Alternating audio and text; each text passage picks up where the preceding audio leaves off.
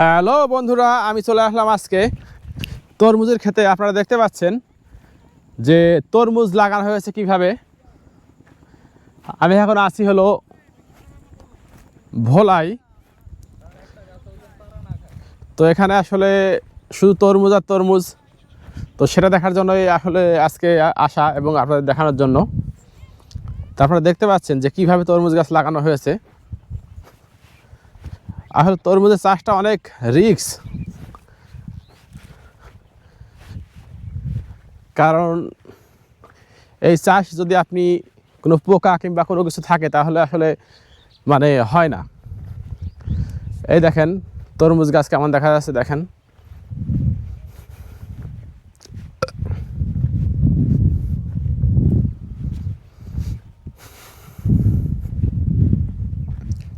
তো আজকে রোজার প্রথম দিন,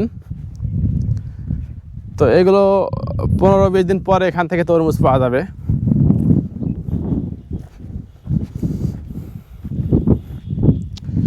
আপনারা এখানে দেখতে পাচ্ছেন তরমুজের যে চাষ,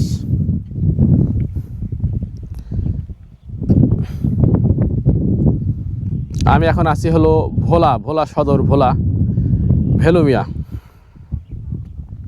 এই জায়গাটার নাম হলো ভেলুমিয়া। তো এখানে এক কৃষক কাজ করতেছে, আপনারা দেখতে পাচ্ছেন। তো এখন তার সাথে একটু কথা বলবো, আপনাদের এই তরমুজ চাষ সম্পর্কে আপনাদের জানাবে।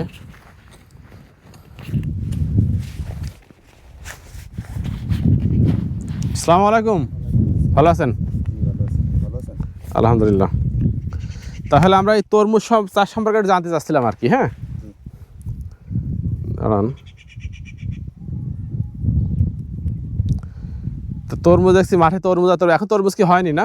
জি না, তরমুজ আবার ছাড়তে আছে করা, আবার ফুল ছাড়তে আছে, করা ছাড়তে আছে, এই আর কি।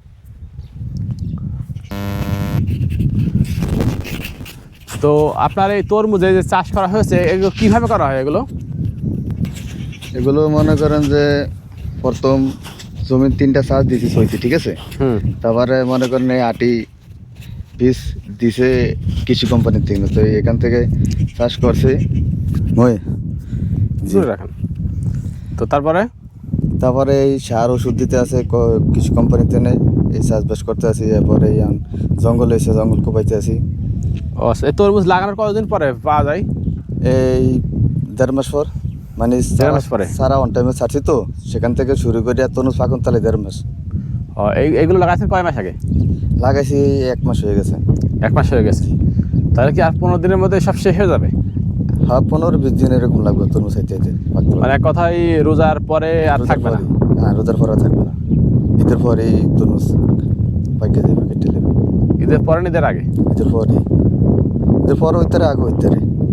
ও আচ্ছা, তার মানে ওই রোজার আগে পরেই ইয়ে হবে আর কি। তাহলে ওই সময় একটু দামটাও বেশি পাওয়া যায়। জি জি। তা আপনি এখানে কতটুকু চাষ করেছেন জমি? এখানে একখানি। জি।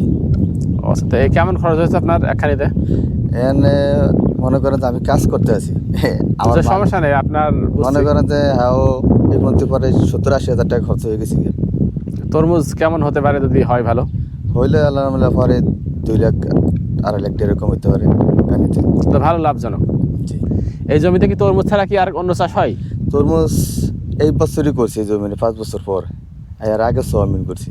তরমুজ সোয়াবিন হয় আগে করছিলাম, তো অনেক ওই পাশের ওইগুলো কি সোয়াবিন?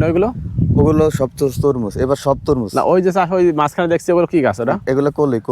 কলই। সোয়াবিন চাষ কোথায় হয়? সোয়াবিন চাষ এই যে পাশে যে করছে, দেন না সোয়াবিন, এটা সোয়াবিন না? হ্যাঁ। সোয়াবিন বলতে কি আমরা যে তেল করি ওই সোয়াবিন, ওইটা থেকে তেল হয় মনে হয়। জি। ও আচ্ছা আচ্ছা।